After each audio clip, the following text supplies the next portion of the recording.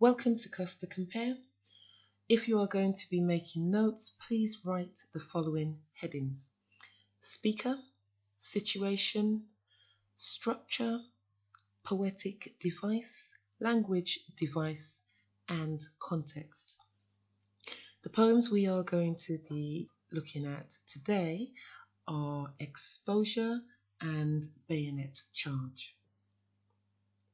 If we look at the speaker in Exposure, we're confronted with a speaker who comes across not just as upset or reflective, but bitter. And we see this in stanza 1 with the words, "Our brains ache in the merciless iced east winds that knife us," and the ending of the poem where he says, "Tonight his frost will fasten on this mud and us."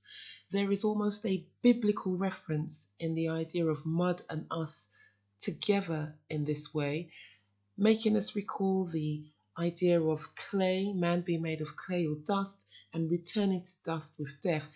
The difference here is that the word shriveling immediately afterwards indicates that this death is not the quiet, peaceful death that most would want, but a harsh and bitter death that is forced upon them.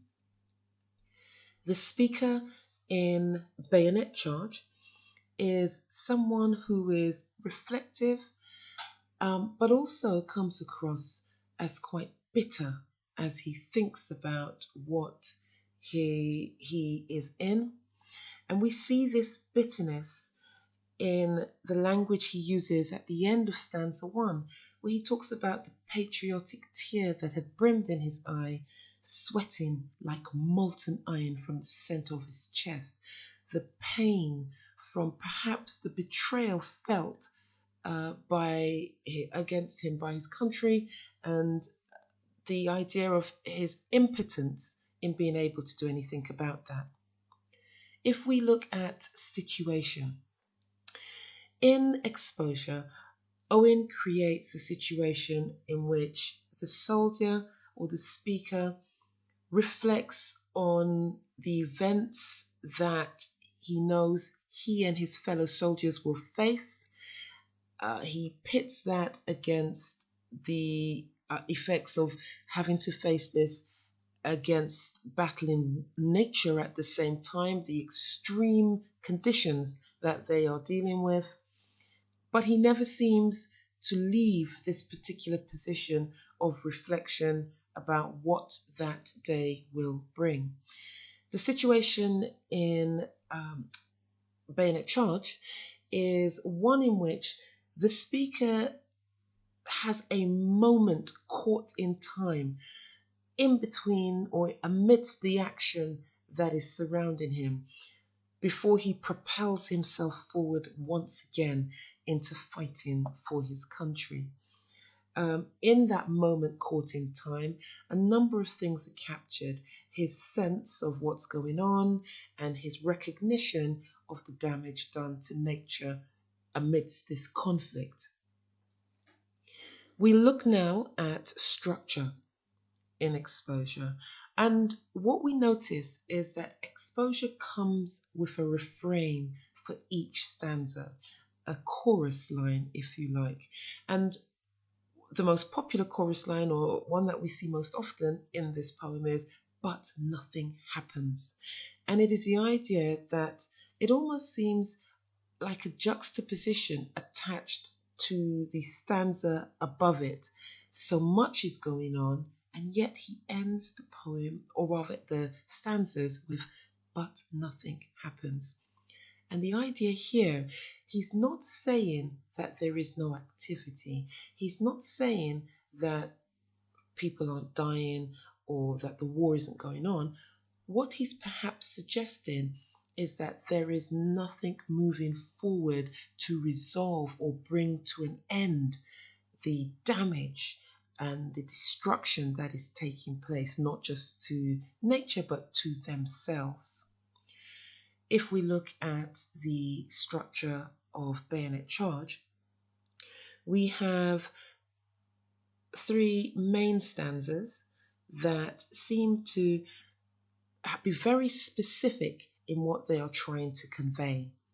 We have, as we said at the beginning, this moment in time in which we are introduced to the speaker and his newfound awareness.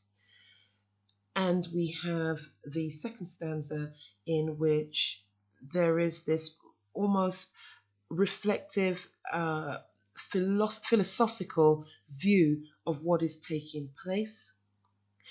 And then there is a very, if you like, specific overview of the destructive impact on nature. But we must be aware that in each of the stanzas there is almost a slight reference to the destruction of nature.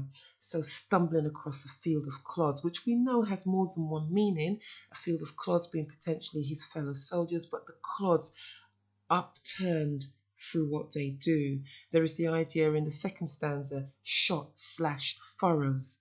And so we are recognizing that as the conflict continues or is engaged in, nature is suffering at the same time. If we look at poetic devices and we look at the use of enjambment with the speaker specifically talking us through what is going on, and one line in particular in stanza 3 in exposure, her melancholy army attacks once more. The word that ends the first line is obviously our focus. It is the idea of army, a force that is trained and structured for one purpose: to destroy and to control whoever it targets. The word attacks begins the second line. And there is, again, with the use of this word right at the beginning of this line, the idea of a force, a savage intensity of battle that takes place. What is interesting that he is not, Owen, making reference to the soldiers, but he is making reference with this in line of enjambment to dawn, to nature's rise and weather, the inclement weather that they have to face, and the damage being, if you like, felt by the soldiers there. If we take a look at poetic devices in Bayonet Charge, we have in the second stanza, and in fact in the first as well, this very simple word, in. And in the first stanza, it's in raw seamed hot khaki. And there is this almost enclosed, delving within. In the second stanza, that word in becomes in bewilderment, and then there is in what cold clockwork of the stars. So this anaphora of the word in helps us to recognize that they are so immersed in what is going on. There is actually no real way of escape or reversal for the soldiers. And using the anaphora in this way with such a simple word really helps to reinforce the devastation that they cannot escape. If we look at poetic device, not poetic device, we've talked about that one. If we go to language devices, and I often say, try and look at the simple words, the simple language used by the speaker to convey something quite profound and meaningful. So well into exposure, we have the adverb slowly, our ghosts drag home. That word slowly actually drops the pace of the poem that had quite a charged tone and a charged pace before that. And then this word comes in, slowly. And as we said, we instantly recognize that within all of this charged, quite intense atmosphere, the death is drawn out and painful. The torture is stretched to the point that these soldiers experience true suffering just with the use of that short, small adverb, we recognize this. If we look at War Photographer, and we look in stanza 1, where we are told that the tear is patriotic.